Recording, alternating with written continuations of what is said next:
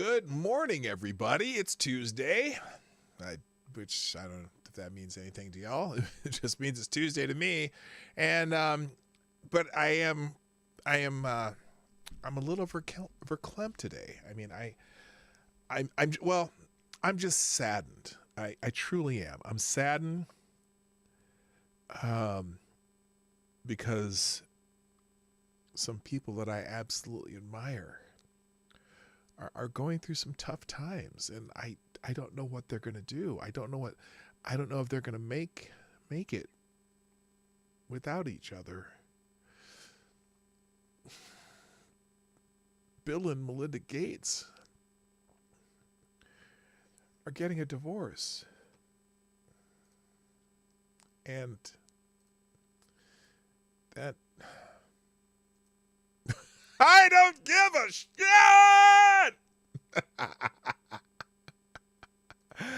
Who cares? Play the intro. Ladies and gentlemen, coming to you live from the Lucky Dog studio in a hidden location somewhere in the upper Midwest of the United States of America, it's a brother making his own way, but with all the wrong opinions. Welcome to the Morning Night Live with your host, yours truly, PDawg Knight. Stop the music. Good morning, everybody. Welcome to the show, the Morning Night Live. I'm your host, Marty, also known as PDawgKnight on the internet, and welcome back to the Dawg Knight Channel, or if you're haven't been here before, welcome to the Dawg Knight Channel. I am so happy to see you. People are slowly rolling in, and that's just fine. I know I give that 20-minute time stretch for notifications to go out because, YouTube has not been very, very good to me, but, they're not terrible, but they just, do I really want to talk about them again? Not really. I'm going to leave it for a day. They sent me another stupid thing, and I sent a reply because it was some more boilerplate nonsense, but who cares? Anyway, the big news yesterday was Bill and Melinda Gates are getting a divorce, and I was heartbroken. Bill Gates, just the guy trying to save the world with his weird plans and, wanting to shoot stuff in the sky to block out the sun. But hey, now he's getting divorced. I know it's sad for his family. And so there you go. Anyway, before I get into this today, and even before I say good morning to all of you, why is my microphone tilted weird? Even before I say good morning to all of you, I want to wish Willett Forge a happy birthday. Happy birthday, my friend. Happy birthday to you. Happy birthday to you. Happy birthday, Willett Forge. Happy birthday to you. Happy birthday, my friend.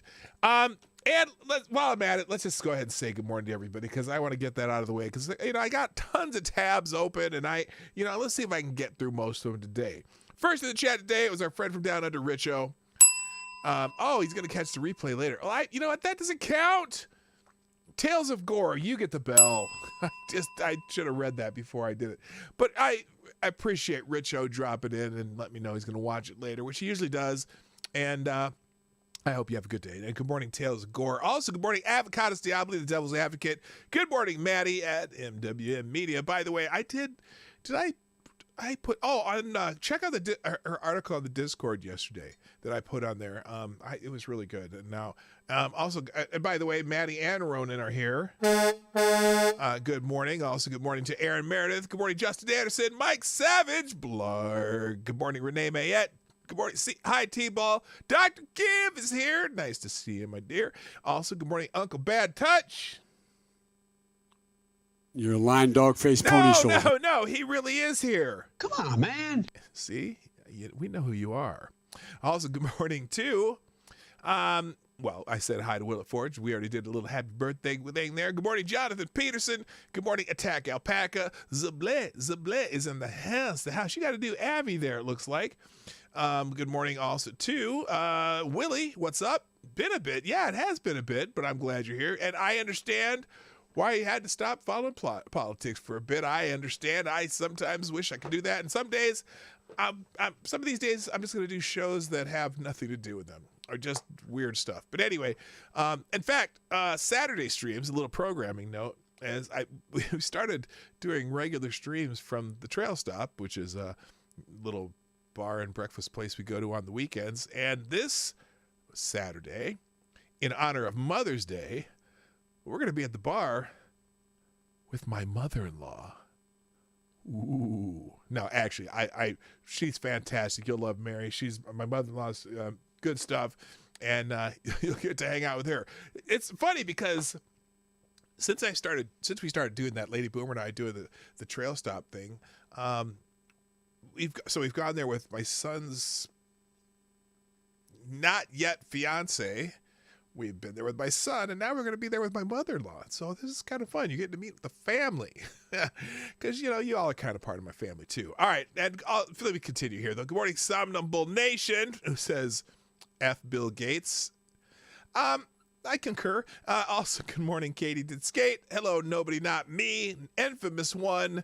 Annal N is in the house. And that's the end of the chat. So if you're lurking, working, driving, thriving, just be careful out there. Don't feel like you got to jump in the chat just because I haven't said your name yet. So hello, everybody. And again, welcome to the show. So I started out with Bill Gates, and let's just go ahead and get this out of the way because, F Bill Gates. But Bill Gates' daughter, though, chimed in about their pending divorce. And she says that their divorce is a challenging stretch of time. The Microsoft Corporation co-founder and his wife are splitting after 27 years of marriage. Wow, that's wild. They've been married the same number of years as me and Lady Boomer. Or was it, no, 28, 27? This is an odd even year? Is the odd year? Okay, so we've been married 28 years. But that's pretty close, right? Interesting. Yeah, we've been married 28 years. So wow, I can't imagine what people go through when they do that kind of thing, especially when they just, who knows if she's going to be able to make it on her own and how's he going to, is his new loss of love going to affect how he deals with the world or not? But Jennifer Gates, the eldest daughter of Bill and Melinda Gates, has spoken out about her parents' divorce. In a statement shared on her Instagram story on Monday, oh my gosh, the way people talk about things. Oh, she shared it on her Instagram story. Jennifer, 25, addressed her friends. Bill Gates and I must be about the same age. That's weird. By now, many of you heard the news that my parents are separating. It's been a challenging stretch of time for our whole family, Jennifer's statement began. I'm still learning how to best support my own process. Uncle Stepdad, I just noticed you're in the chat too. Notice how I make you and Sapphire Dragon more important than reading a story about poor Jennifer Gates, the fact that her parents are splitting up. I don't know how she's going to cope, and will she be able to live a life with two single parents and Okay, enough about Bill Gates. Screw Bill Gates. Who cares? Thank you, Uncle Stepdad, by the way. I see you've become the first sponsor of the day on the Morning Night Live, who says, with a deuce through Super Chat, that's Kurt Russell in a wig. Tu Wong Fu 2.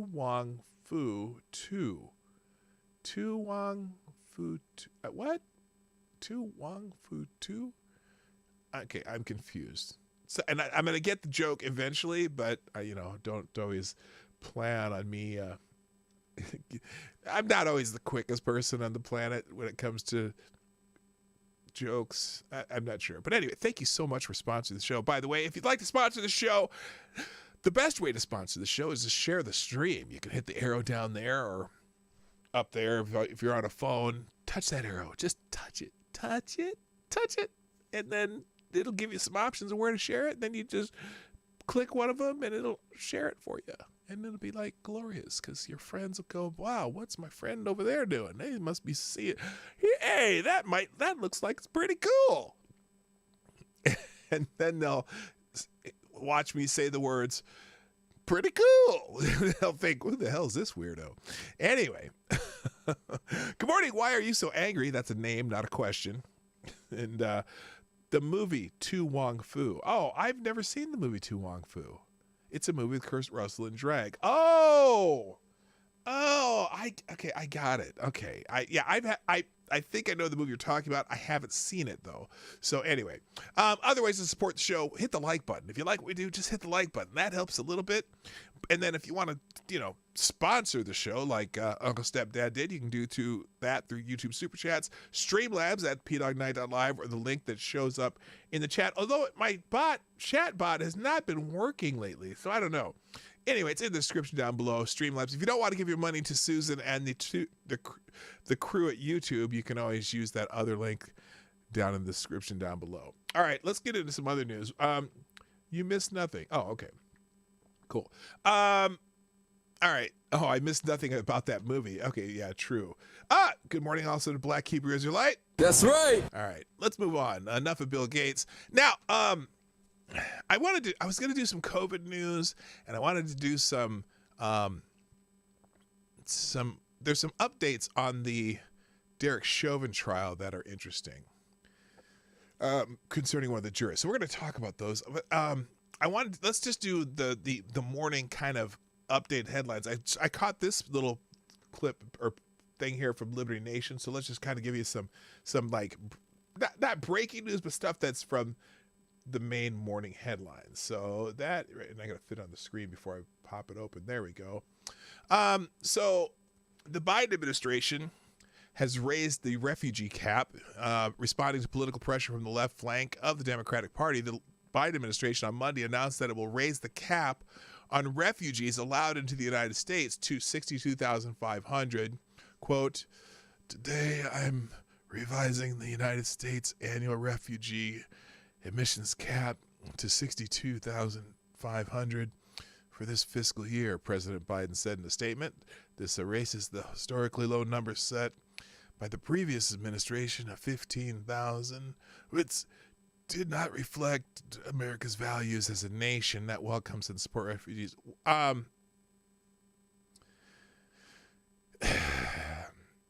Okay, but see, I want to know exactly who is he counting as refugees? See, if he's talking about all these people that are coming across the southern border, they're not refugees. Look, and also here's the thing.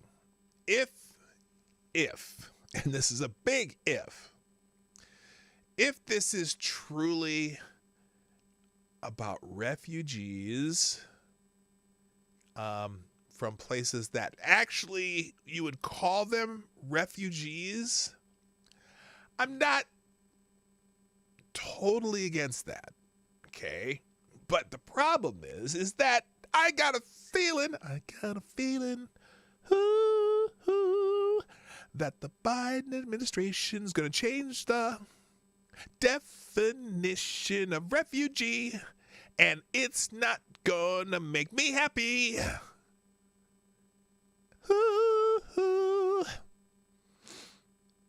I just think their definition of refugee is probably going to be pretty odd. Good morning, Scrappy Pirate. How you doing? This erases the historically low number set by the previous administration of 15,000, which did not reflect America's values as a nation that welcomes and supports refugees. The administration was pilloried by progressives last month after stating that it would abide by the Trump 15,000 cap for 2021. Yeah, he got bullied into it.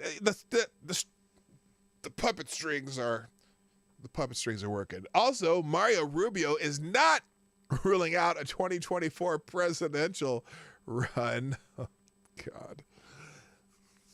Thank God.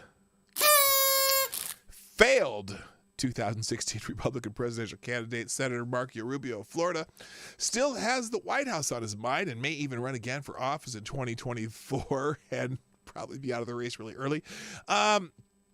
It's possible at some point in the future down the road, 2, 4, 6, 8, 10 years, I don't know when, that I will find myself in a position and want to pursue it because I've done it in the past, Rubio told Punchbowl News Monday, whatever the hell Punchbowl News is. But I can't tell you that today because I can't tell you what my life looks like, what the country looks like, what the party looks like. Okay, so all right. clarifying down the road 2, 4, 6, 8, 10 years. Well, it won't be 2. Well, maybe he can start his campaign in 2 years. Good morning, Scrappy Pirate. I think, did I just say that? And also, good morning, Nobody Not Me. So anyway, Trump revels enjoyed the Romney boo bath in Utah, calls him a stone cold loser. Former President Donald Trump has expressed his glee over party rival Senator Mitt Romney being drenched in booze at a speaking appearance in Utah on Saturday. So nice to see Rhino Mitt, this is a quote from Trump. So nice to see Rhino Mitt Romney booed off the stage. I can't do Trump either. At the Utah Republican State Convention, Trump crowed in a Monday statement. They are among the earliest to have figured this guy out, a stone cold loser. I'm a man who says what he means, and I was not a fan of our last president's character issues, Romney intoned as he began his ill-fated speech. He was then engulfed in raspberries.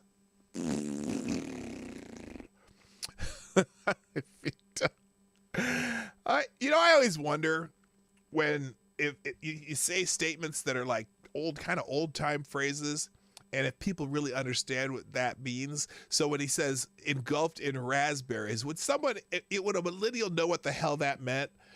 When you give somebody the raspberries, it's when you go. I don't want to do it all over my keyboard because I'm trying to keep this stuff sanitary. Anyway, accusations that Romney was a traitor or a communist flew from the crowd like so many poison darts, the Salt Lake City Tribune reported and described the scene. And then we got the Bill and Melinda Gates divorcing after 27 years of marriage. Partners, one of the most powerful philanthropic foundations in the world, as well as husband and wife, have announced they are divorcing after 20 years of marriage. Over the last 27 years, we have raised 3 incredible children and built a foundation that works all over the world to enable all people to lead healthy, productive lives, except for all the people they killed in India with that polio vaccine, or that guy gave everybody polio. Anyway, the couple wrote in a statement that we continue to share a belief in that mission and will continue our work together at the foundation, but we no longer believe we can grow together as a couple in this next phase of our lives. According to court filings obtained by TMZ, there was no prenuptial agreement before the wedding. Damn! Cha-ching, Melinda Gates, girl! Woo! You got you. Oh my goodness. I got 2 words for you. Bill Gates. Half. Yeah, I know that's only 1 word, but still. Oh, goodness gracious. All right. The LA Times has replaced their new executive editor. They've took some woke ass jerkball from ESPN to take over the largest daily paper in the state of California. It was announced on Monday that it had hired ESPN's Kevin Merida as its new executive editor. Merida has been the editor-in-chief of the cable sports giant Undefeated division since 2015. The Undefeated is the premier platform. This is a quote. The Undefeated is the premier platform for exploring the intersections of race, sports, and culture.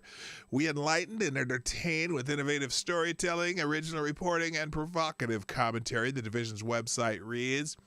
It has regularly featured items supporting the Black Lives Matter movement and denouncing former President Donald Trump and his supporters as racist. That's racist! Germany's canceling Oktoberfest for a 2nd straight year due to coronavirus. Yeah. Okay. They say it's necessary to cancel major. I don't think the Germans are going to be too happy. See, they thought they had it made in the beginning because for whatever reason, Germany was successful in not having this stupid 19 spread around Germany. And then later on, they started, they had some pretty big surges. But, they're still, as far as most of Europe, they're still low as far as cases per capita, deaths per capita, whatever. But I think they're just lucky. And also, they did not have the travel to and fro from China that a couple other countries did. France and Spain in particular. It's not France, I'm sorry.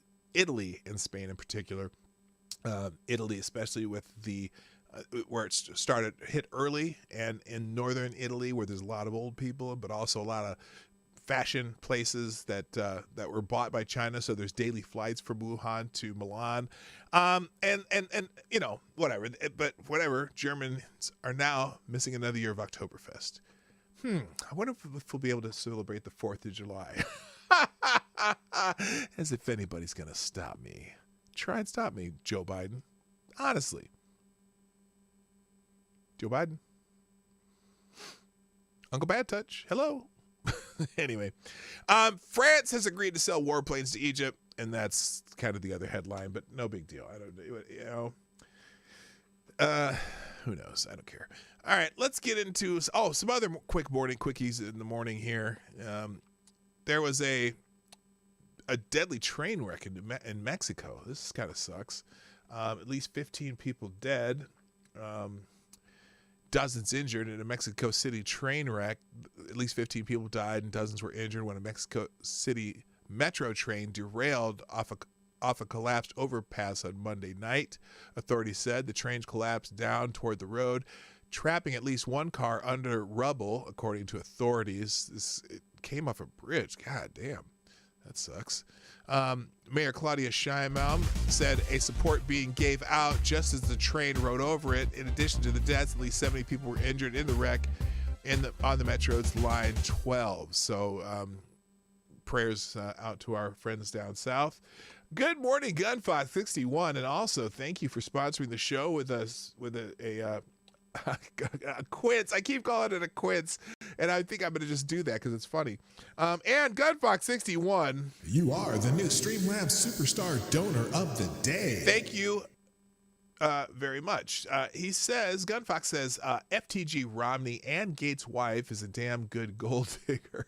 Shit, she will take him to the cleaners. Yeah, that needs to be fixed because a woman can marry a guy and wait a year and have a few kids, then clean him out. Courts live to F over men. Yeah. I would say you're probably you're fairly accurate there. I think she's going. Well, I don't know. Taking the clean. I think I don't know why I think this, but I think it's just going to be half, and they're going to have an equitable split. They're going to keep working together at the foundation. I don't know. Who knows? God, there's just the Gates. Anyway, thank you so much for sponsoring the show, Gunfox 61. Also, check out the Discord server of the PDawgKnight Channel, which Gunfox is our ever-present administrator, and lots of good news and stuff on there, so check it out. And also, good morning, Thomas Cleaver. Good morning, MC. Stop. Hammer time. And good morning to Always Lost on Nothing Else, a.k.a. Alone in the chat. There you go. So good morning. Moving on, other breaking news this morning. So yesterday there was this picture, or not yesterday. Remember the other day there was a picture or a little video going around on social media, Twitter and other places of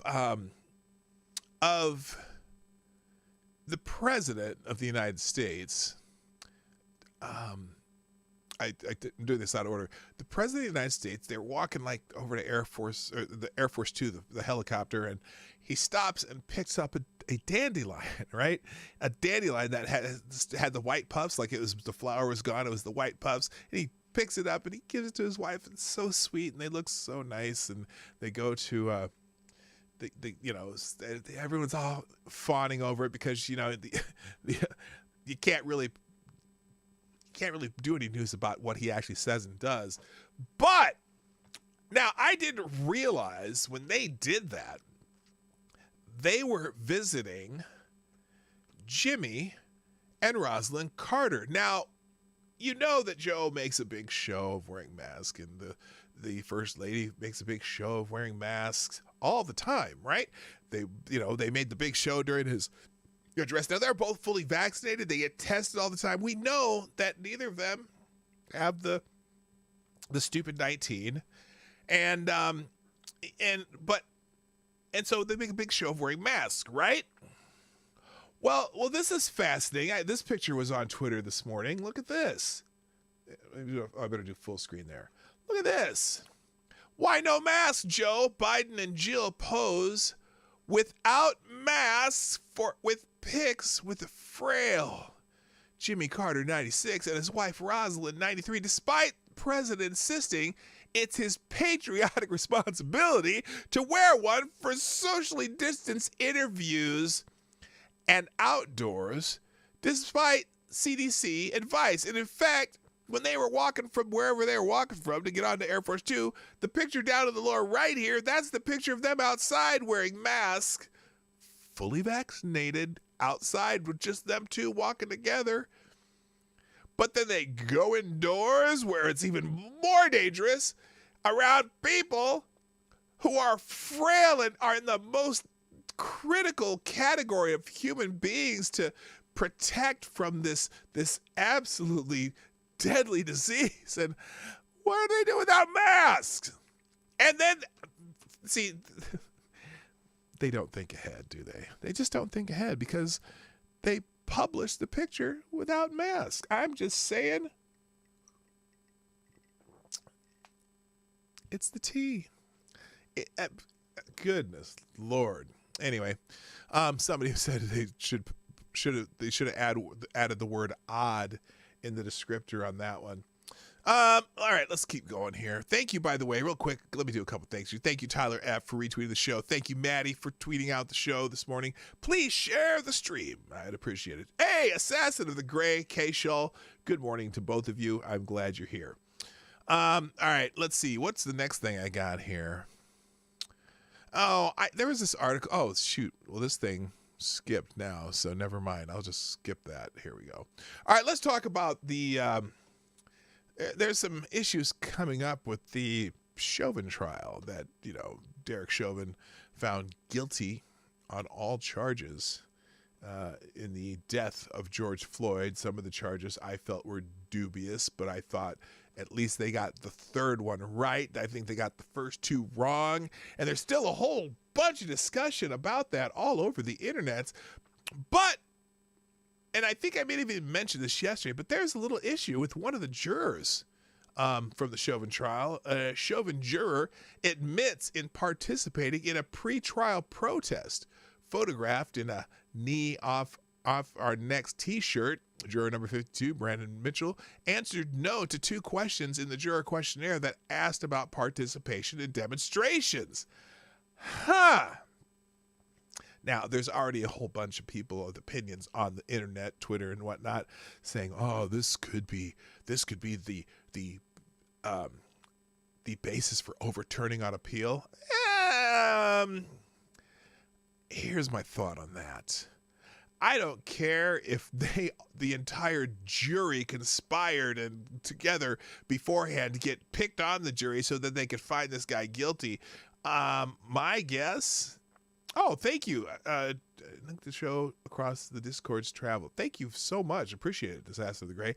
I don't think there's a judge on this planet that's going to turn this case over on appeal. That's just my opinion.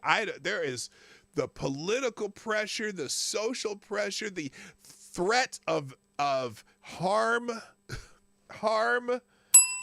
as Benjamin Boyce would do, harm. He likes to put that bell every time he says the word harm. I don't buy it. But anyway, I can't say, this is the writer William Jacobson, who says, "I can't say I'm the least bit surprised that the jury in the Derek Chauvin case was compromised. Whether Chauvin could get a fair and impartial jury was doubtful."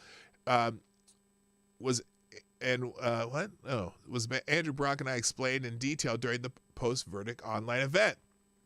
The problem was a combination of pretrial and ongoing threats of violence if there was a not guilty verdict, and an underlying lack of aggressiveness by the defense and the judge in weeding out biased jurors. Now there's evidence that at least one juror was tainted beyond repair, calling into question the legal liability of the verdict.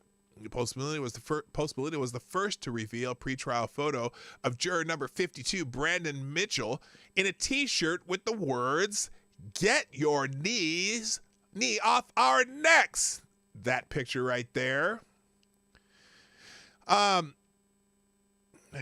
As you may recall from the trial, the assertion that pressure from Chauvin's knee to Floyd's neck caused Floyd's death was not the theory put forward by the prosecution's medical experts, who asserted that Floyd died from positional asphyxiation, resulting from being held face down in the prone position with pressure from 3 officers on his back and legs. The prosecution's own experts acknowledged that Chauvin's knee was mostly on Floyd's upper back and the back of the neck, and he did not die from damage to the structures of the neck, of which there were none. So anyway, here's the pictures here. Here's the Facebook screen grab. Yeah, there he is again. Knee on the neck. Knee is off our necks. And a Black Lives Matter hat. Now, it also turns out that Marshall attended a rally about Floyd's death, though he is spinning it as more of a neutral protest, the Minneapolis Star-Tribune reports. A juror at the Derek Chauvin murder trial is defending his attendance at the March on Washington anniversary last summer in light of online speculation about his motives on the jury. In recent days, a photo of Brandon Mitchell that was originally posted on social media around the August 28th event commemorating Martin Luther King's I Have a Dream speech began circulating online and on multiple news sites. Many commentators online questioned his motive and his potential to fuel an appeal in the Chauvin's case. Mitchell, who is black, couldn't tell. This is the article from the Minneapolis Star-Tribune. They have to remind you that Mitchell is black. You can't just look at the picture and tell. You have to be told. Hello, Zombie Teddy. Mitchell, who is black, was one of 12 jurors who convicted Chauvin 2 weeks ago in all counts against him: second-degree unintentional murder, third-degree murder, and second-degree manslaughter in the May 25th killing of George Floyd, who is also black. Mitchell was the first juror to go public about his role and spoke to several media outlets last week. I'm sure the judge is going. Can you imagine the judge in this case right now? When this guy goes out and was talking about how they were deliberating stuff, and I'm thinking the judge is probably sitting back in his house. He's probably having a scotch, and he sees this on the TV, and he's looking and reading and going, "You motherfucker, would you shut the fuck up?" I'm sure. Right. The Star-Tribune notes that this participation was contrary to Mitchell's jury questionnaire answers. Mitchell said the social media post was made by his uncle, who is the father of one of the cousins pictured, and appears to be a partial real post. What? Are you saying they photoshopped that shirt on you, buddy? However, he said he has no recollection of wearing or owning the shirt.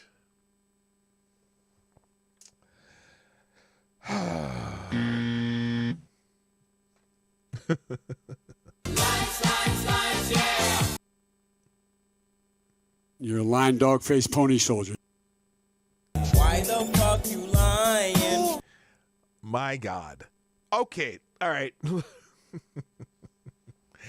Unless he accidentally put on the shirt when he was really drunk. You know every damn shirt in your shirt drawer. I'm sorry. If I saw a t-shirt that I knew I had like a t-shirt that had said something on it that I was wearing at some time, you don't damn well you know what it is. Speaking of t-shirts, by the way. Oh, wait a minute. Speaking of t-shirts, just a reminder, the store has the Resist Fascism t-shirts at PDawgKnight.live. Hit the merch tab. How the hell does he not remember owning that t-shirt?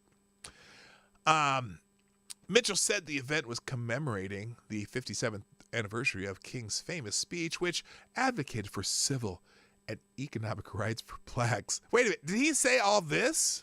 Did he say all this? Or is this just them adding their own shit in there to make it sound like... Okay, let me just start over with this sentence in the Star-Tribune. Now, by the way, the Star-Tribune in Minneapolis is every bit as left as the Los Angeles Times or the New York Times or anything like that, just so you know. It's has a left bend to it. Anyway, Mitchell's, I'm going to read this again, though, because this is, I'm like, did he really say all this? Mitchell said the event was commemorating the 57th anniversary of King's famous speech, which advocated for civil and economic rights for blacks and is credited with helping to pass the Civil Rights Acts of 1964. Did he really say all that? The event was, quote, 100% not, end quote, a march for Floyd, Mitchell said, adding it was directly related to MLK's march on Washington from the 60s. The date of the March on Washington is the date. The event had several components, including advocating for racial justice, increasing voter registration, pushing for a new version of the Voting Rights Act of 1965, and urging participation in the 2020 census. It's not sentence. It also focused on police use of force. Oh, did it? Floyd's brother and sister, Philanese and Bridget Floyd, and family members of others who had been shot by police addressed the crowd. Ha! I wonder if you heard any of those speeches. It served as a rallying point for the George Floyd Justice in Policing Act, a federal police reform bill. Mitchell said he answered no to 2 questions in the jury questionnaire sent out before jury selection that asked about participation in the demonstrations. The first question asked, quote, did you or someone close to you participate in any of the demonstrations or marches against police brutality that took place in Minneapolis after George Floyd's death? Now, maybe he could answer that. Maybe he didn't attend any of those. You know, people who tend to go across the country, though, for rallies like that probably tend to participate the ones closer to home too. I'm not saying that he did. Second question asked, other than what you have already described above, have you or anyone close to you participated in protests about police use of force or police brutality? Speakers at the event in Washington, George Floyd's brother and sister talking about the police reform bill. I don't know. You can read the form of jury questions. There's a link in that. By the way, just a reminder, everything I read and go over and links and whatever are going to be in the one tab link at the bottom or in the description down below. If you want to go back and read them again, or the ones I miss, you can check them out there too. Anyway, so let's see. So Mitchell did lie under any reasonable interpretation of the jury questions and his participation in the protest, and it could result in a mistrial. A number of legal sources, including those familiar with that trial, told WCCO, that's the CBS affiliate in Minneapolis, St. Paul, this juror at minimum will have to be questioned in what's called a Schwartz hearing. And depending on his answers, a mistrial could be declared. WCCO spoke with law professor Rachel Moran from the University of St. Thomas, my son's alma mater, about what this photo could mean for the case. Did the juror speak the truth? Or alternatively, did the juror say something untrue during questioning? Moran said. But the other thing to keep in mind is, did the lawyers do their job investigating the juror? Moran asked. No. The Star Tribune quotes from this void dire questioning of Mitchell. Nelson asked Mitchell several questions during jury selection, and Mitchell told him he had watched clips of bystander video of the incident. He had talked about the case with his family, friends, and coworkers. He had wondered why 3 officers at the scene didn't stop Chauvin, and he had a very favorable opinion of Black Lives Matter, which is not okay. None of those things in that of themselves necessarily would disqualify you from the jury, but it might raise an eyebrow. Maybe.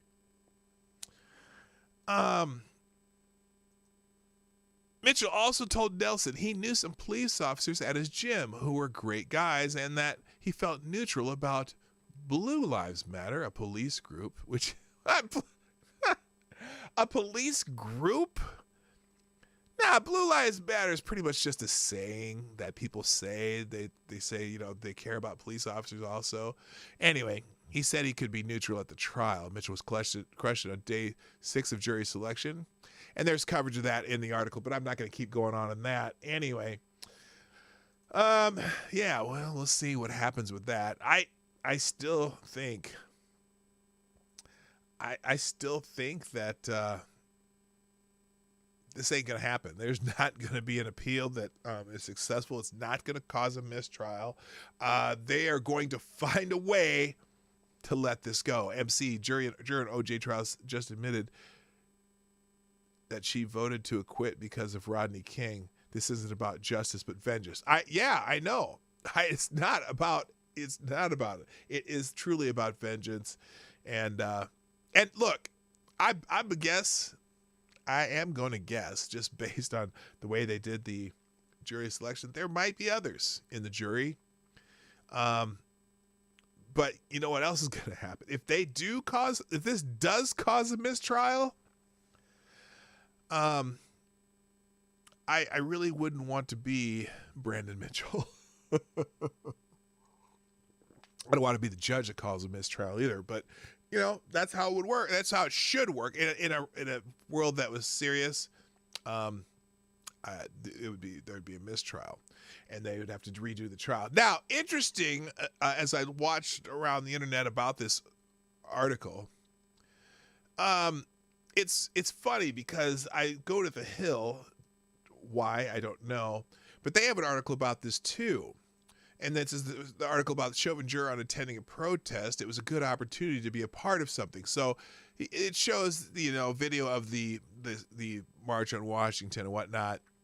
But what's interesting about this article in The Hill, notice they don't show a picture of Mitchell in that T-shirt. That's the T-shirt is kind of damning too. The knee off our neck T-shirt, right? And I don't remember if I had that shirt. I don't remember at all. I don't know. I don't know about that. And I don't know. No one's going to turn that. They're not going to turn it over.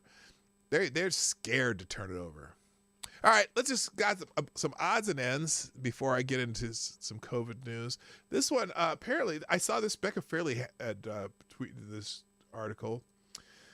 Florida elementary school principal caught on video paddling 6-year-old student in front of the child's mother. Now, I'm confused to no end right now when I saw this headline.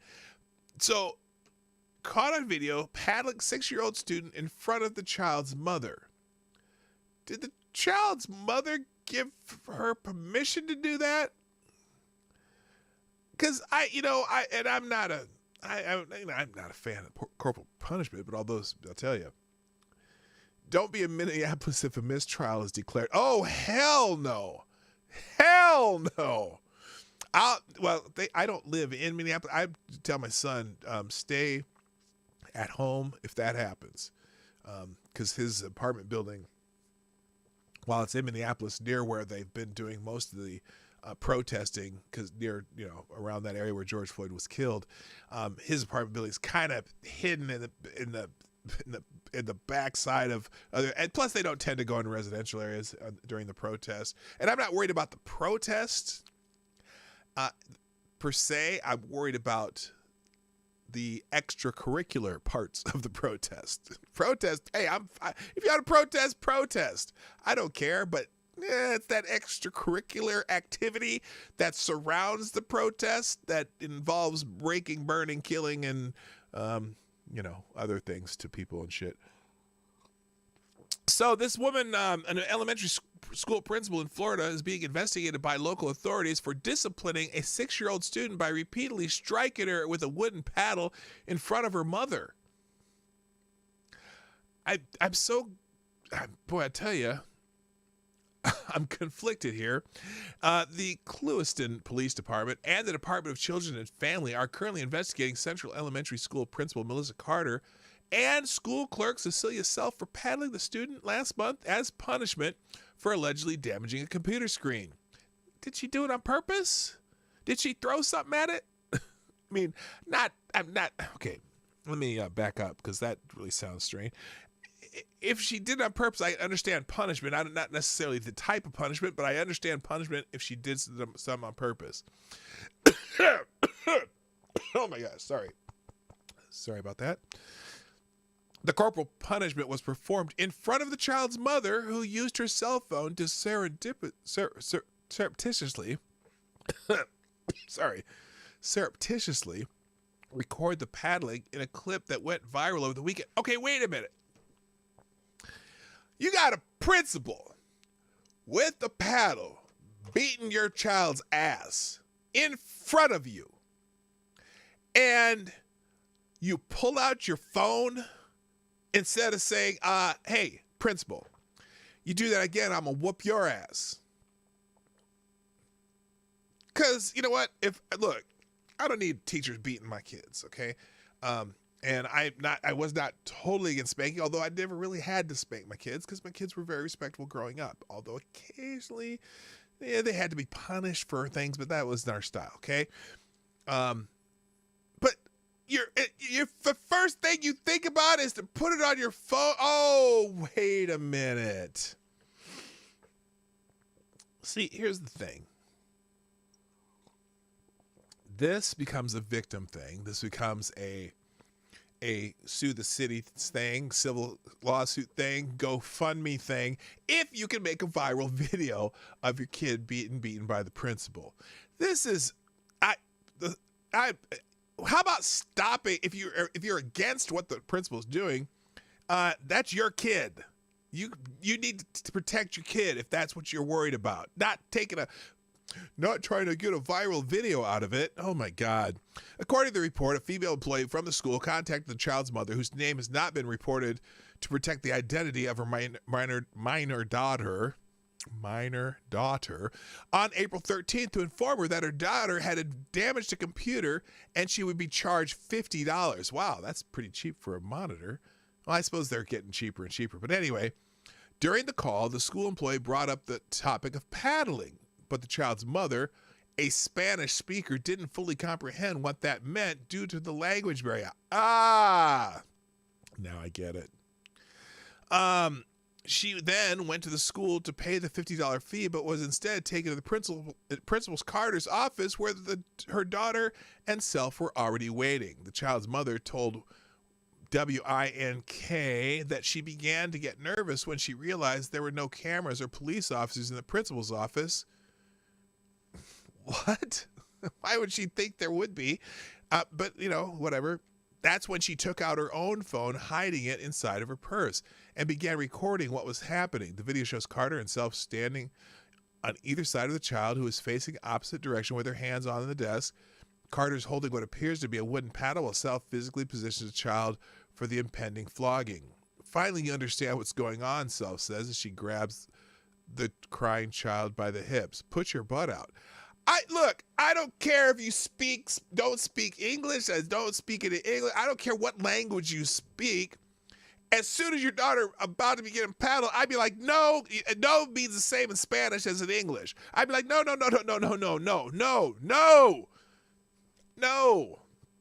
Hell to the no. I paid your damn fee, and believe me, that child will get their own type of punishment at home, whatever my choice is. You don't get to beat my child's ass. Holy shit. This is crazy. Anyway, that article, it goes on for a while, but I'm not going to read it anymore because it's stupid shit. Stupid people. All right, what else? Next is, in the Daily Mail. Did y'all see this one? Hang on, let me get rid of this stupid thing. So this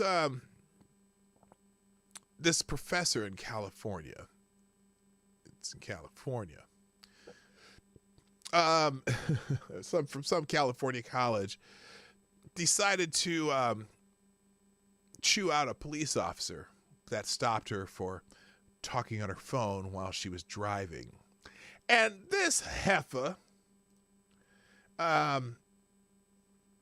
started hurling epithets, I would say. Let's see here. Let's see if this is what's this gonna do? There we go. Here's the video. The officer. Oh, I'll explain later in a second too. Here's what happened. If this ever plays, oh my God, I hate the Daily Mail. There's so much crap going on their pages with the ads and stuff that today. You know why I'm being harassed today? Because I was going under the speed limit. I was going at 38. Yes, you are, ma'am. Good morning. And the speed limit is 40, and I was going 38. So why are you harassing me? You're correct. I pulled you over because you're a murderer. I started to record because you're a murderer. You can't be on your cell phone while you're driving. I wasn't on my phone. I was recording you because you scared me. You can't use your cell phone while you're recording. You. May I have your driver's license? It's at my apartment. Okay, first of all, she goes right off the beginning, right off the bat, insulting the officer. Just straight out insulting him. Call him, Carrot alert, except this is a professor at a local college. It's your apartment. It's at my home. And she doesn't have her driver's license. Do you have She's on her phone while she's driving. I mistakenly left it at home. Do you have a picture of your driver's license? Yes, I do. May I have it? Oh, that's convenient that she does. And can you call your supervisor, please? I already did. He's on his way. Good, because you're a murderer. Okay. This officer's Hispanic, by the way. And so you're giving me a cell phone ticket? Is that why you're harassing me? Not harassment. I am enforcing the law. I have a right to record the police when they're harassing me. By all means, but you can't do it while you're driving. I wasn't texting or none of that. So notice she just admitted that she was using her phone. She wasn't texting or anything like that. You had that picture? Scared me and made me think you were going to murder me. Okay, well, I'm sorry you feel that way. Well, that's not just a feeling. You're a murderer. Okay. Can you zoom in on that for me? Oh, by the way, this is a black woman, so she's this is a black legal. Karen. Some people said there were no such thing as black Karens. Oh shoot, there are definitely black Karens. And I'm a teacher, so there. Oh, I'm a teacher. I like his answer there. I'm a teacher. He says, "Whoa, congratulations! You're also getting now. Come teach this ticket how to get paid." What's your last name? I can't see that there. Well, if here you go, Stop murderer. shaking. Zoom in on that for me, No, because you're scaring me. And You're wait. threatening to kill me and my son. Can you give me Okay. the Well, you- iPad? Now here, and her son's in the car with her. Now either the son, I wonder if the son's old enough to be embarrassed, or she's black. She's black, and the officer's Hispanic, and that's why she's calling him murder. And then, I'm not even. This isn't even half of it. There's more to this story as soon as I get done watching this. I'll tell you what. You keep smiling. Yeah, You're on camera. You're trying to threaten. Because to kill me. now here's the thing, in this community, the officers do not wear state purchase body cameras. This officer purchased a body camera for himself to protect himself from traffic stops. Good move. Good move. I I'm didn't not say that. smiling. You're the one who's crazy. Hold that still. I can't see that. Is this your car? Yes, it is. And you're trying to say I stole my own car because you're jealous? Is that what I don't that's think so. about? You wait for me right here, okay? You're jealous? Citation. All you need to do is your signature. He's only citing you for using your cell phone while you're driving. That's it. There you go, ma'am. Sign inside the For, red being box a, right for there. him being a Mexican racist. What is that name? Gasso? It's on the citation, ma'am. There you go, Mexican racist. Now she's. You're always going to be a Mexican. You'll never be white. You know that, right? You'll never be white, which is what This is you a really black want. woman telling You him wanna be this. white. Have a good day. You want to be white so bad. So anyway, as I read this story, what I found fascinating. Hang on, let me stop that. So the officer bought his own body camera and recorded that while she was recording him. And then also, this woman filed a civil rights complaint with the county where it's a sheriff's department, I believe. She filed a civil rights a complaint, a civil rights complaint against him. But thankfully he had a camera. So FTG to that woman. I don't know if they even put that in the article. Let's see. Spokesperson. Oh, yeah, here we go. The spokesperson for the Los Angeles County Sheriff's Department told the Daily Mail, we're aware of the video captured. And due to an active complaint, we are unable to provide further comment regarding the supervisory inquiry. What we can say is peace officers are faced with situations like this one captured on video daily, and they routinely respond with professionalism, compassion, and patience. Now, I am amazed. I am completely and utterly amazed that, because that was a black woman, right? So I'm surprised he didn't have his gun drawn and put a couple caps in her ass for not shutting the fuck up. But he didn't. This was a police encounter with no violence, no one, whatever. But yeah, she called him out for being a Mexican who wanted to be white, and he will never be white. Okay, good for her. And here's the other thing about this too that kind of annoys me. So, do you think for 1 second, and I might have, do I have this bookmarked? I might even have this bookmarked. Let's see, hang on a second. Let me check here, because hang on a second here. It doesn't look like it. Anyway, what's funny is, you notice, though, there's something interesting about this. Now, she's made a complaint with the police department there, and they got the viral video going on, and they got her face blurred out. Do you think for 1 second, if this were a non-melanin gifted person of European descent, that they would be blurring out her picture, her face on this, and you'd probably know where she lived, where she worked. She'd already been fired. She. You know what?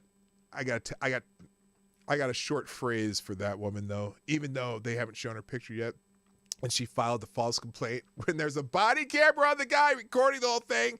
I got a short phrase for her. And I can't twerk, but here's the phrase. You gonna lose your job. You gonna lose your job. You gonna lose your job. Catch his dance. You gonna lose your job. Anyway, all right, we're gonna move on. But before I do, good morning, People's Front of Canada, Mr. Yes, Scrappy Pirate. I think I said it already. Moonbase Radio, how you doing? Jade and Emerald, and I think that's all the new people in chat. By the way, don't forget, hit the like button some point during the show if you like what we do. Only 27 in the house. See, I think that several days off killed me. I usually average 60, 70 people in watching the show, and I only got 27. But we'll get it back. We'll get it back, right? Anyway, I see those of you who are here, and I appreciate all of you. You know what I didn't do? Okay, so we're gonna. I think, are we into the COVID stuff yet? Yeah, kind of. So in COVID news, this is important. So there's this town, you know how the people are getting COVID grants, cities and counties and whatnot are getting COVID relief. And this town used its $228,000 in COVID relief funds on a giant squid statue. Now, this is not in the United States, okay? Just FYI. This is in Japan. A coastal town in Japan has dropped $228,000 in coronavirus relief funds on a 42-foot long, 30-foot wide, and 13-foot high statue of a pink squid. You don't think this can happen in the United States? Just wait. Just wait to see what New York... Well, we already know what New York is doing with their the federal funds they're getting for COVID relief. They're paying illegal immigrants $15,200. But anyway, money well spent. A coastal town in Japan has dropped a reported 25 million yen, which is about $228,000, on a 42-foot, 30 feet wide, 13-foot high statue of a pink squid using money designated for coronavirus pandemic relief. Well, it does give you some comic relief, I guess. So What the hell? Anyway, it's not that important, but it is not in the United States, so thank goodness. But a couple of interesting articles that are that'll be in the link below. Oh, wait a minute, I gotta fix something. Here, let me do this real quick before I forget. And because if you look at the link now, there's already something there that shouldn't be there. After the show, ... and save. So anyway, in the description down below, there will be a link that every story that we talk about today will be on one tab. That will have, when you click that tab, you get a page that has all links to every story that we cover today. Sounds almost as crazy as the Japanese computer company that went out of business because it spent all of its profit on a life-size Trek statue. Yeah, they do some crazy stuff in Japan. Yes, that is a lot of sushi. Nobody, not me. All right. Now there's a couple articles that I'm not going to go through them too much, but I just found interesting in how this is being covered as far as the COOF, this thing. Holy shit, this thing's taking a long time. That I found fascinating. So in the Atlantic, there's an article called "Liberals Who Can't Quit Lockdown." Progressive communities have been home to some of the fiercest battles over COVID-19 policies, and some liberal policymakers have left scientific evidence behind. Do you think? I'll just get into a little bit of it. Lurking among the jubilant Americans venturing back out to bars and planning their summer wedding travel is a different group. Liberals who aren't quite ready to let go of pandemic restrictions. For this subset, diligence against COVID-19 remains an expression of political identity, even when that means overestimating the disease's risks or setting limits far more strict than what public health guidelines permit. In surveys, Democrats express more worry about the pandemic than Republicans do. People who describe themselves as very liberal are distinctly anxious. Now, I have personal experience with this. In talking with a relative of mine who is super, super, super duper lefty. They can't believe that I even go outside without a mask sometimes when I talk to her, or that I, like we were in the bar the other day and they can't believe I was out there. And I'm like, well, why do you need it outside? But anyway, this spring, after the vaccine rollout had started, a third of very liberal people were very concerned about becoming seriously ill from COVID, compared to a quarter of both liberal and moderates, according to a study conducted by the University of North Carolina political scientist Mark Heatherton. And 43% of very liberal respondents believe that getting the coronavirus would have a very bad effect on their life, compared with a third of liberals and moderates.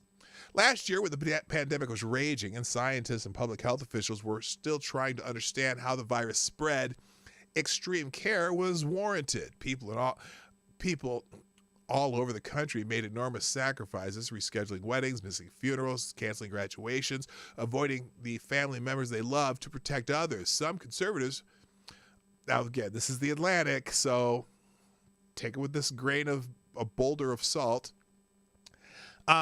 Some conservatives refuse to wear masks or stay home because of skepticism about the severity of the disease or refusal to give up their freedoms. And I personally had to go where I had to go because I had to work, because they didn't give us any time off for COVID. They didn't lay us off. We didn't have a chance to not work. In fact, both of my jobs that I do, I had to work at both of them. So there. That wasn't a choice, but anyway. But this is a different story about progressives who stress the scientific evidence and then veered away from it. Have you heard any of these? You see them all over Twitter, too. Like, they talked about the CDC saying that you could go outside without masks, and you got people on Twitter that are just, leftist, whatever, saying, well, I'm not taking my mask off. I'm not doing this. I'm not doing that. Kind of like some famous scientist doctor guy we know. I can't think of who he is, but him saying that he was still gonna wear a mask outside amongst his friends. And I can't remember what his name is, though. Anyway, for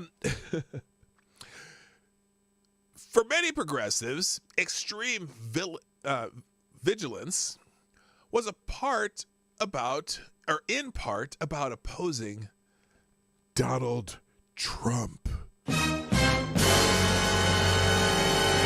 Some of this reaction was born of deeply felt frustration with how he handled the pandemic, which is what? He got all these people together and did what they're supposed to do. The idea that there would have been a better response is ludicrous, and maybe we'll talk about that today too. It could also be knee-jerk. If he said, keep the schools open, then, well, we're going to do everything in our power to keep the schools closed. Monica Gandhi, a professor of medicine at UC San Francisco, told me.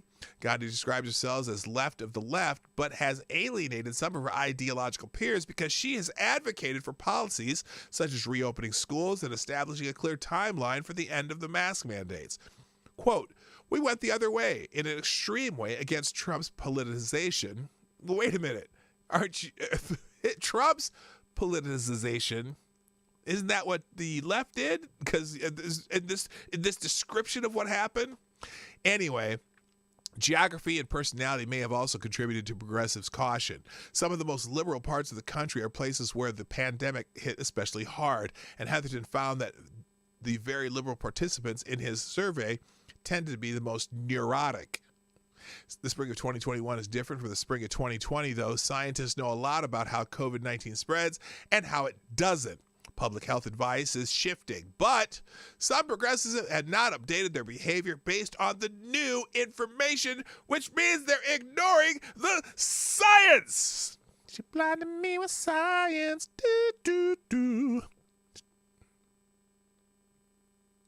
I'm just letting you finish that in your head. Anyway, but some progressives have not updated their behavior based on the new information, and their eagerness to protect themselves and others, they may be underestimating other costs. Being extra careful about COVID-19 is mostly harmless when it's limited to wiping down your groceries with Lysol wipes and wearing a mask in places where you're unlikely to spread the coronavirus, such as on a hiking trail. But vigilance can have unintended consequences when it imposes on other people's lives. Even as scientific knowledge of COVID-19 has increased, some progressives have continued to embrace policies and behaviors that aren't supported by evidence, such as banning access to playgrounds and closing beaches and refusing to open schools for in-person learning.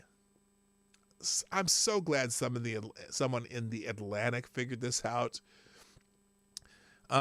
It goes on just talking about how these people are just lunatics. You could read the rest of the article later, but you get the idea. And it just gives examples of many more lunatics. Now, another article, though, that's from the Atlantic and talking about how progressives have been dealing with COVID. And now there's also an article in the Intelligencer, which is part of the New York Magazine, I believe. COVID is going away, and it's making some Trump fans crazy. Oh, this is how the right is dealing with COVID according to the left. The other one was how the left is dealing with COVID according to the left. And this one's how the right's dealing with COVID according to the left, except Joe Biden wasn't wearing a mask when he was with Jimmy and Rosalind Carter. I can't fucking believe they took a picture and put it out there. Anyway, People's Front of Canada says, funny how last fall they were swearing they would not take Trump's vaccine, but now they are trying to force everyone to take it like the vaccine is now somehow different under Biden. They are crazy. Hey, yes, they are.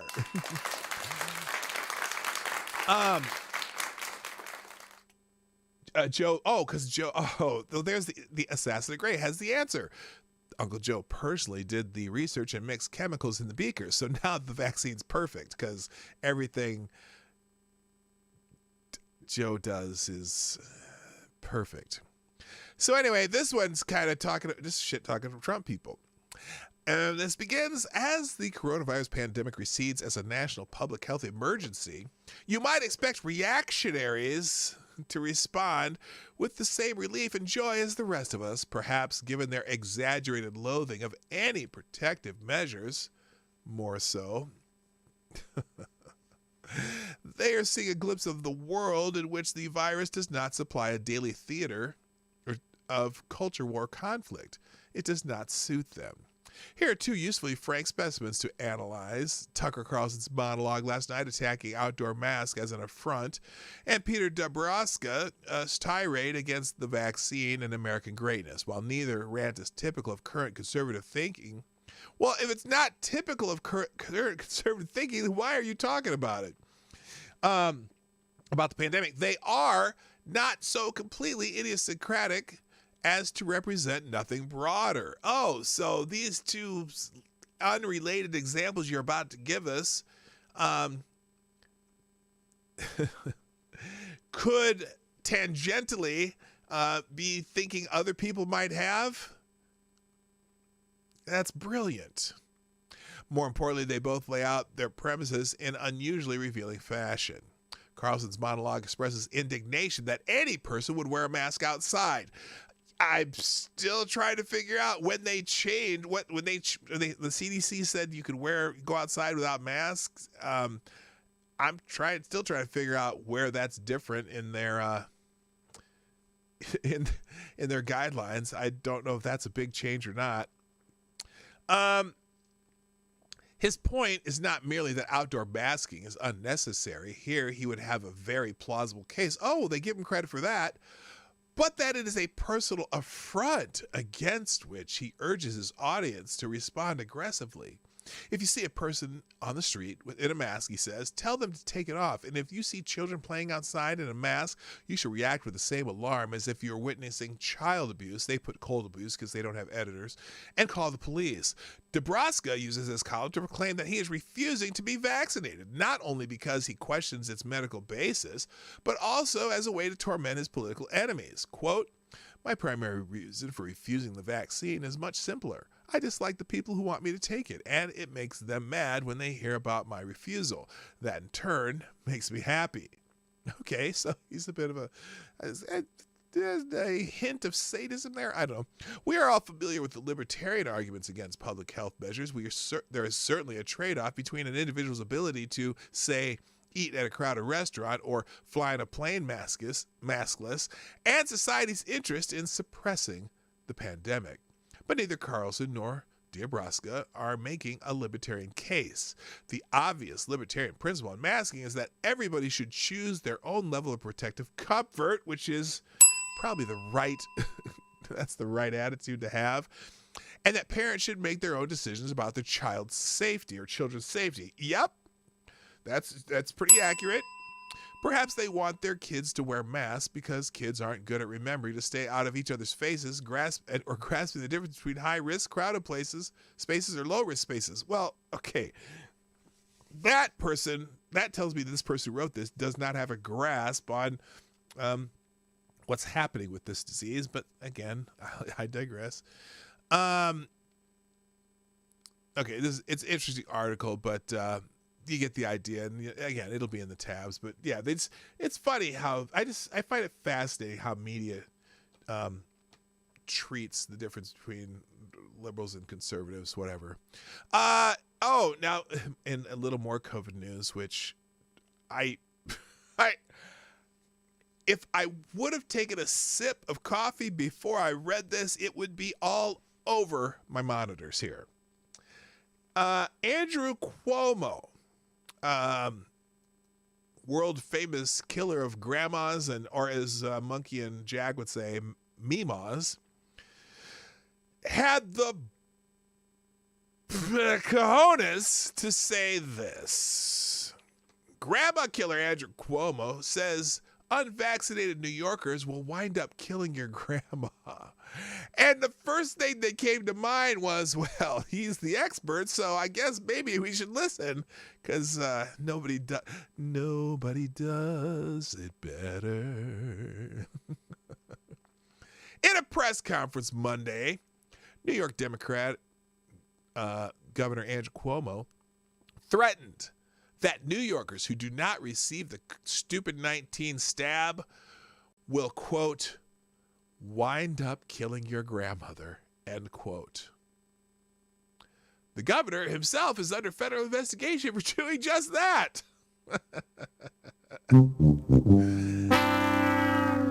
Quote, my argument is, yeah, maybe you'll be fine. And by the way, you don't know that either. We had a lot of young people who've died, Cuomo said. Maybe you will get a long haul syndrome that we're not really sure what it is yet, but a lingering consequence of COVID-19. Or maybe you go home and kiss your grandmother and wind up killing your grandmother and wind up killing grandma. So show some civic responsibility. This motherfucker, is this on here? What's this? Who are the groups we're targeting on the vaccination? Youthful and the doubtful. And there is an attitude that they'll be fine. Why should they take the vaccine? Maybe you will get a long haul syndrome that we're not really sure what it is yet, but a lingering consequence of COVID.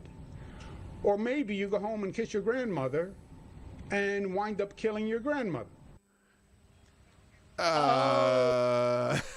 Harris Faulkner ain't having it either.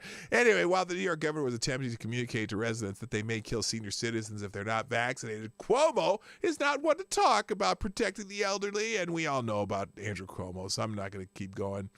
But I'm just like, might as well get it from the leading expert on killing grandmothers. Exactly, Andy Biggs.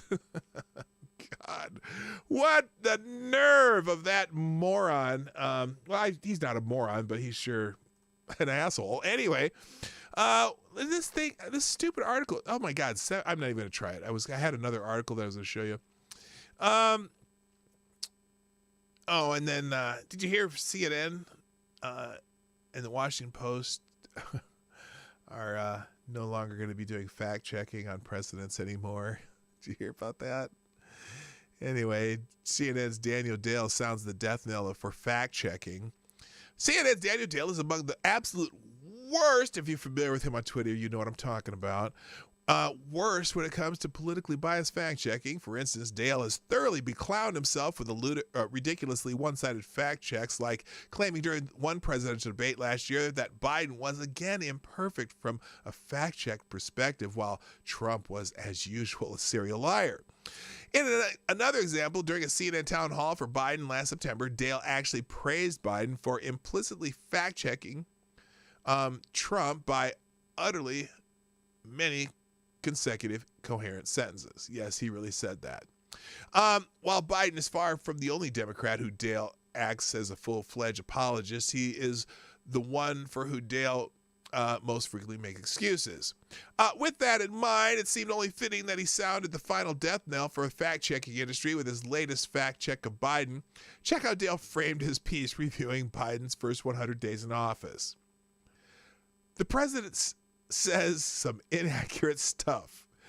Not ideal, but there's no pretending that this era is remotely similar to the last president's staggering daily avalanche of extreme wrongness. My fact check look at Biden's first 100 days. Do I really need to read it? Hello, now what? AKA Woo, my friend from high school. How are you, my friend? Holy shit. Dale was quite proud of what he wrote and promoted it numerous times on his Twitter account, but that one got the most attention because of how he characterized Biden's lies as inaccurate stuff rather than, well, lies. In fact, if you read the piece itself, Dale doesn't use the word lie in it once, although lacking context was mentioned once, or misleading was used twice, and with inaccurate getting 3 mentions. The operative term to describe Biden's lies was false claims. The inability or unwillingness of Dale to call Biden out using the word lie was more than apparent back in January when he characterized a lie-ridden speech Biden made about the COVID relief plan as quite factual. It doesn't take a rocket scientist nor a CNN expert to be able to understand that if fact-checking has now devolved into calling a Democrat's lies mere inaccurate stuff while characterizing Republican lies, with some of which in reality weren't, quite differently, then the fact-checking industry is well and truly officially dead. I should note, too, that Dale's garbage 100 days analysis comes just a few days after Washington Post fact-checker Glenn Kessler announced that the paper's database for false Biden claims would not extend beyond 100 days, though he maintained that they would still fact-check statements Biden made. Oh, no! They're going to take away the lie ticker on the Washington Post? Well, the reason is because it's Joe Biden. Anyway, there's more in this article. What the hell is that? Oh, those are livers. I'm like, that was weird things going on my screen. Let's see. I'm running out of time here. Let's get, let me see if I can do a lightning round now. Let's see. Oh, Washington Post media guy reports on how the Washington Post got the Rudy Giuliani story wrong. And then the CNN's media guy retweets it. Yeah, here's their excuse via Twitter. So they made that three major news networks got the Rudy Giuliani story wrong. I told you about that a couple days ago. How three major news organizations all got the story about Rudy Giuliani wrong. Latest by me. That's Paul Farley. I don't know where he's from. His excuse. Here's the thread. We weren't rigorous enough, conceded New York Times editor Dean Baquet. I think we all tend to drop our guard when we get beat and are trying to catch up. Dealing with anonymous sources is always hard. Oh, no, it's not. You do it all the time. You constantly use anonymous sources to make whatever narrative you want. So stop. That wasn't hard. What's hard is actually doing some investigative journalism to find out if you're saying the shit that's true. Yeah, and then also stop relying on other publications' anonymous intel sources, because everyone, like the Washington Post, will write a story based on anonymous sources, and then CNN, because all their news comes from the Washington Post pretty much, unless it's the other two knuckleheads that do nothing but watch Fox News and bitch about Fox News. They'll just parrot any story, and then the entire news media conglomerate network of, whatever, they pick up the same story. And then when the first one finally retracts it, well, the story's all over the country, everywhere, inaccurately. Anyway, CNN also picked up on the inaccurate Post story, repeating its inaccurate claim during a segment Friday, because that's what they do. They said that CNN doesn't do any investigative journalism.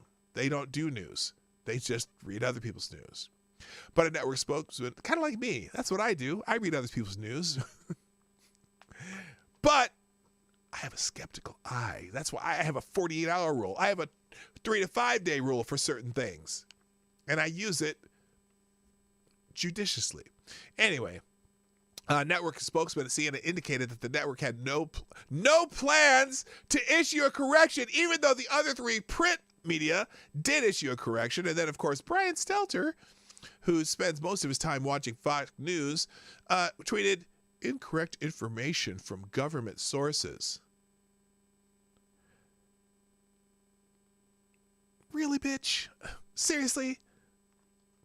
Y'all it was about Rudy Giuliani. You all have a narrative of what you want to say about Rudy Giuliani, because you guys don't like Rudy Giuliani. So anything negative about Rudy Giuliani will fit your narrative about Rudy Giuliani. Shut the hell up, Brian Stelter. All right, let's finish out. There was a woman in Manhattan recently. I think it was 2 days ago. No, May 3rd. Yeah, yesterday. It was another hate crime attack. A woman walking in Manhattan was bashed with a hammer by a stranger demanding the victim remove her mask. And it was a big story. And boy, I'll tell you, there were people on Twitter who were really, really, really upset about this. And in fact, I got into a little discussion on Twitter with one of these people who, there is this guy. Here it is. So this post here this is someone named Emma. What's her name? Emma Vigelin, and she's from the. Let's see. She's from. She's from the Young Turks and whatever. So she says, "Keep it up, Tucker Carlson. Keep it up." Asian woman walking in Manhattan was bashed by a hammer by a stranger, demanding victim remove mask.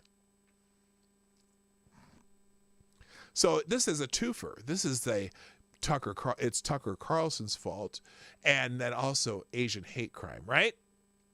Well, people found video of the incident.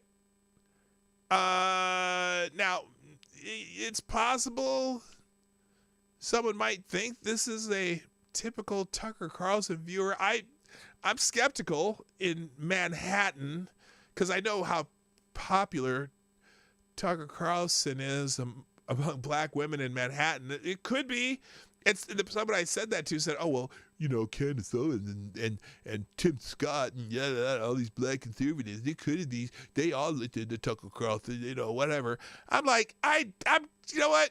I'm down. Hey, by the way, who was that Saturday Night Live chick that was she was in Ghostbusters, that second Ghostbusters? She has the crazy hair. She had a commercial the other day, or during the Super Bowl or something, or Final Four. It kind of looks like her. What's that comedian's name that was on Saturday Night Live? She got the crazy hair. Anyway, it wasn't her, but it's like. So anyway, so a big hubbub about it's a hate crime, and then but then I'm going to juxtapose this against another incident that happened. And if they arrest this woman, it's still going to be like whatever. Because there's the attorneys the prosecuting attorneys in the city of New York and whatnot, they're not going to, even if this woman gets caught and goes to jail, I'm not sure she's going to stay out. Now, this guy, remember this guy? Man accused of hate-fueled vandalism of Bronx synagogues, ordered released without bail in a court reversal. Not Kate, no, black woman. Not Kate McKinnon. The tall woman that was in Ghostbusters. Black woman. Someone's going to know her name. So here's what happens in New York City. Even if they catch you, right? They might, even if they catch you, here's what happens. A man accused of a hate-fueled campaign of vandalism targeting Bronx synagogues and a Jewish community center, initially ordered jailed after a contentious court hearing, was released without bail later the same night, authorities said on Monday. Jordan Burnett, 29, was Leslie. That was her name, Leslie something, was ordered held on $20,000 bail by Bronx criminal court judge Luis Knock on Sunday night after the jurist reviewed the state's bail reform laws and determined monetary bond was legal because Burnett broke glass during a burglary, which could classify the crime as a violent felony. But later Sunday night, another Bronx jurist, Tara Collins, reversed course and ordered Burnett released without bail, the Bronx DA's office said. Remember this? This is this guy. Maybe it won't play, I don't know if it will. Anyway, Burnett's lawyer asked for a review of the bail, and Judge Collins changed to supervised release. And Patrice O'Shaughnessy, a spokesman for the Bronx, said Patrice O'Shaughnessy, spokesman for the Bronx District Attorney's Office. Mayor de Blasio responded to the release on Monday. Now, this is the mayor. I think this is an area that we definitely should look at again because hate crimes are such a profound challenge, de Blasio said. But the important thing for us to do right now is to work with the law as intensely and as effectively as possible to protect people. What the hell did that sentence mean? Does he believe the man should be out on bail or be out without bail or not? They didn't answer. I didn't say anything. Anyway, Burnett was hit with 42 charges, including burglary as a hate crime and criminal trespass as a hate crime for attacks on 4 synagogues and a Jewish community center during which he allegedly smashed windows and doused religious books in hand sanitizer. Maybe he's just trying to protect our Jewish brethren from COVID. I'm just saying, you just don't know. And he couldn't find a way to get in, and he just thought, you know what, I gotta protect our Jewish brethren here in New York City, and but the little hand sanitizer would make me feel better about protecting their lives. Anyway, that's what's happening in our criminal justice system, though. You can do something like that, and you'd be out of bail, just like all the protesters in Seattle when they get caught breaking shit, and they arrest them, and then they send them right out the door with nothing. Promise to appear in court, maybe, if that. Let's see here. I have a couple more here. What's this one? Oh, now let's do a little bashing of someone on the right here, and I gotta be done soon. So Rick Santorum said some stupid shit, and I think he should be ridiculed for it. But he's claiming that he misspoke when he said there was nothing here in the U.S. when the settlers arrived, and that there isn't much Native American culture in American culture. Now,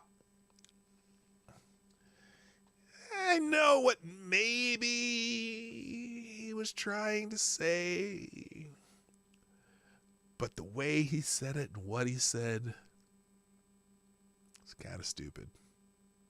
And he took a beating in social media, of course, because that's the only place people get to comment about that kind of shit anymore. Oh, and well, all the leftist television stations, I'm sure, were just trashing him. But this one, he kind of deserved. Rick Santorum has said he misspoke when he told a forum of young conservatives last month that he believed there is nothing here in America when the white settlers arrived. Now, I understand what he's trying to say, but to pretend there was nobody here, which is kind of, and there's kind of, I know, whatever.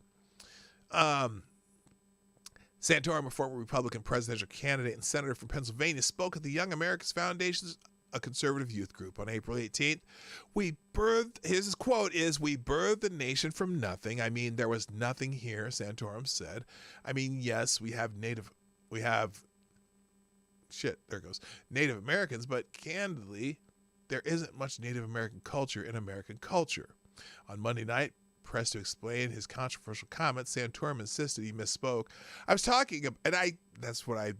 thinking I know what he meant. I was talking about, and I misspoke in this respect, I was talking about the founding and principles embodied in the founding, he told CNN. I would never, and people said I'm trying to dismiss what we did to the Native American for it. Far from it. So I just say, you know what I said was stupid, and here's what I probably should have said. That would have been smarter. But anyway. All right, last couple things. Biden administration may partner. This one's ominous, and I'm probably go over it in more detail tomorrow. The Biden administration may partner with private firms to gather online data on you without warrants. Yay. The Biden administration is considering a partnership with private cybersecurity firms to gather and monitor online data, according to a report. The Department of Homeland Security is discussing a plan that would allow them to circumvent limits on intelligence gathering. CNN reported Monday. Federal agents are only allowed by federal law to scroll through public posts on social media and cannot use burner accounts to follow private accounts or enter private chat rooms. However, the reported DHS plan would enlist a private cybersecurity firms to engage in those practices. So they're outsourcing fascism. Or, excuse me, did I say fascism? They're outsourcing fascism. Did I say it again? Oh, I meant they're outsourcing fascism. We have fascism and Faucism. Good for us. Like I said, we'll deal with that a little more tomorrow. The FBI. Oh, and speaking of which, the FBI was caught snooping through NSA records to look for racially motivated, violent extremists. That's racist! The Daily Beast reported last week the FBI, without any court order, sifted through the National Security Agency's massive troves of foreign communications for information on American racially motivated violent extremists. That's racist! Even though the Foreign Intelligence Surveillance Court warned the FBI in 2018 that its warrant-free queries were unconstitutional. What do you do about that? How do you punish them when you have an administration that probably applaud this bullshit? Fascism. The first question that springs to mind in connection with this is, to whom can we turn when those who are supposed to be protecting us have been thoroughly corrupted and weaponized against the American people? The second question is, why are, quote, racially motivated violent extremists so hard to find that the FBI has to do an illegal deep dive into NSA material to find them? That's a good point. Are they so cyber savvy that you can't find them without having to do it in an illegal manner? I'm just curious. I mean, the FBI has all kinds of, or they could get a warrant. Anyway, the FBI is trying to validate the narrative that old Joe Biden's handlers had him enunciate, which he did, remarkably without getting tongue-tied or saying something incoherent during his message to Congress. As I stand here tonight, Biden intoned Wednesday, just a day shy of the 100th day of my administration, 100 days since I took the oath of office, lifted my hand off our family Bible, and inherited a nation in crisis. The worst pandemic in history, the worst economic crisis since the Great Depression, the worst attack on our democracy since the Civil War. What? Oh, I know we already read that one. Anyway, so they're spying on you again, people. Yes, I'm just completely convinced now that the Patriot Act was a big mistake. All right, finally, what's this one? Oh, yeah, this is political. Oh, this is this political scientist rebuts the hysteria on police shootings, say it's a truffle hunt for racism. Have I mentioned this before, that they love to showcase man-bite dog events? I think I have.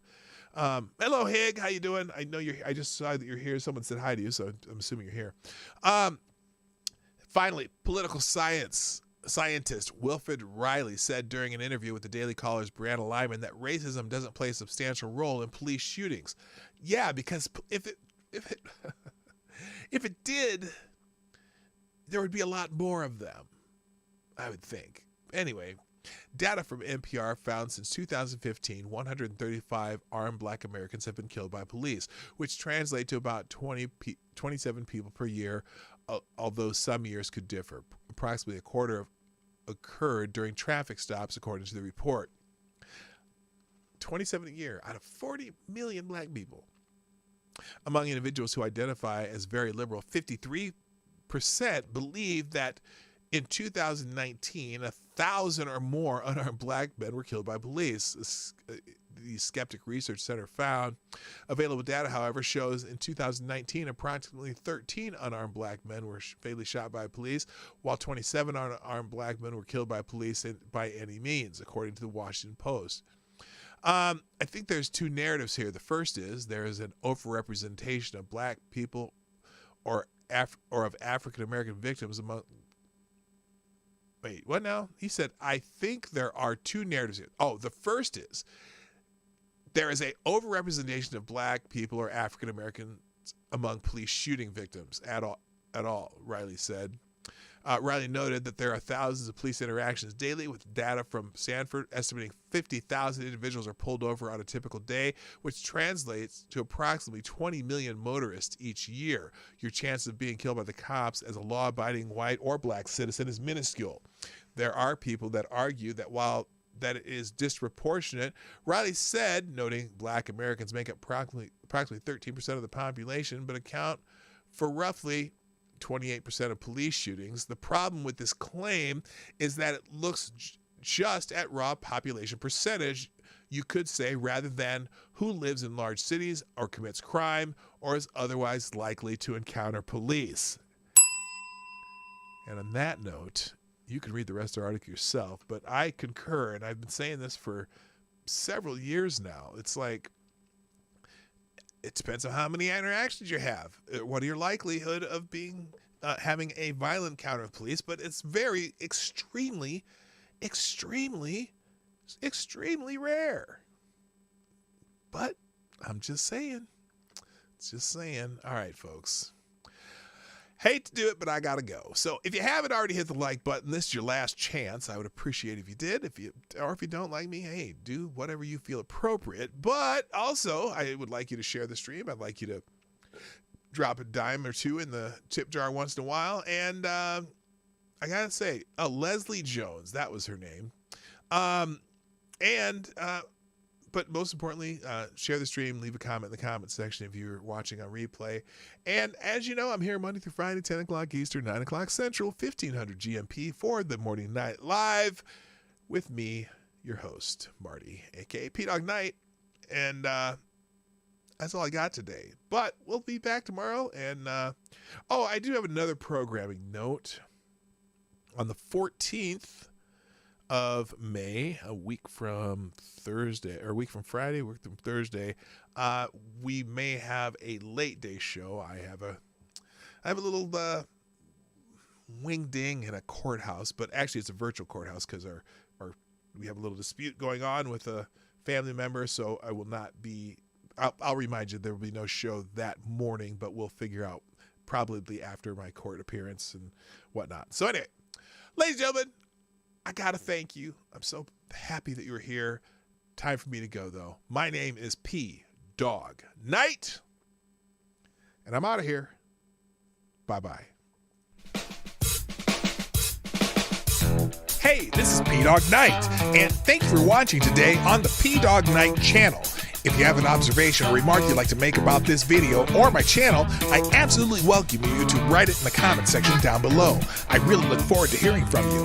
And before you go, if you like what you saw but you're not already subscribed, please make sure you hit the subscribe button and definitely click that bell that pops up afterwards so you'll be notified when I post new videos or when we go live. I broadcast my live show, The Morning Night Live, Monday through Friday at 10 o'clock Eastern, 9 o'clock Central. A special thank you to all the supporters of this channel who share our videos on social media and who make donations through Streamlabs, YouTube, Venmo, and Cashapp, which are all linked in the description down below.